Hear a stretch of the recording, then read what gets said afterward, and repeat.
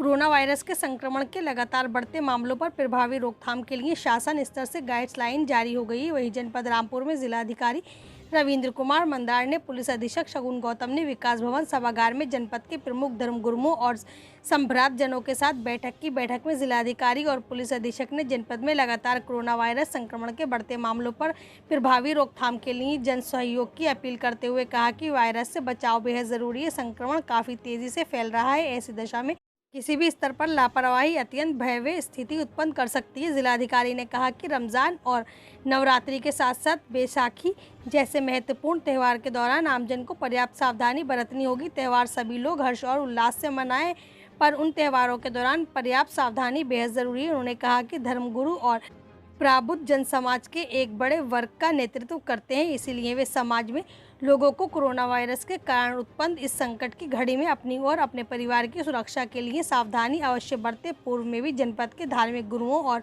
संभ्रांत जनों का अत्यंत सकारात्मक सहयोग प्राप्त हुआ, जिसके कारण जनपद में वायरस के संक्रमण के प्रभाव को कम करने में काफ़ी मदद मिली। उन्होंने कहा कि इस बार भी सभी लोग पर्याप्त संयम के साथ साथ पूर्ण की तरह ही अपने घर पर ही पूजा और इबादत करें। अपने आसपास के लोगों को भी वायरस के संक्रमण से बचाव हेतु ज़रूरी सावधानी अपनाने के लिए प्रेरित करें। उन्होंने कहा कि बैठक में सम्मिलित धर्मगुरु और सम्भ्रांत जन अन्य धर्मगुरु व सम्भ्रांत जनों के साथ बैठक करके शासन स्तर से जारी गाइडलाइन और इस महामारी के दौरान बरतने वाली ज़रूरी सावधानियों के बारे में अवगत कराएं।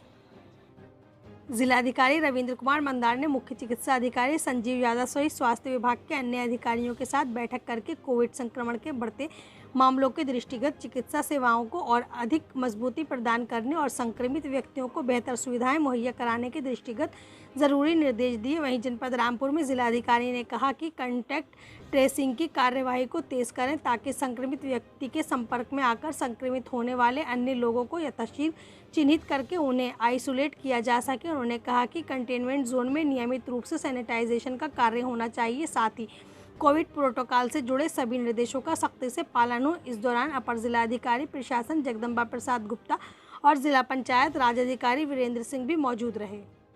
आगामी स्तरीय पंचायत सामान्य चुनाव को सकुशल संपन्न कराने हेतु प्रत्याशियों एवं गणमान्य नागरिकों के साथ की गई मीटिंग। वहीं जनपद रामपुर में आगामी स्तरीय पंचायत सामान्य चुनाव 2021 को सकुशल संपन्न कराने हेतु उपजिला अधिकारीगण एवं क्षेत्राधिकारियों तथा थाना प्रभारियों द्वारा थाना क्षेत्रों में स्थित ग्रामों में चुनाव प्रत्याशियों व गणमान्य नागरिकों के साथ मीटिंग की गई। मीटिंग में बताया गया कि आदर्श आचार संहिता लागू है, सभी आचार संहिता का पालन करें, चुनाव के दौरान शांति व्यवस्था बनाए रखें, असामाजिक तत्वों पर सतर्क दृष्टि रखी जा रही है, सोशल मीडिया पर भी लगातार निगरानी की जा रही है। इसके अतिरिक्त कोविड-19 के दृष्टिगत मास्क लगाने, सामाजिक दूरी का पालन करने एवं सैनिटाइजर प्रयोग करने के संबंध में भी बताया गया।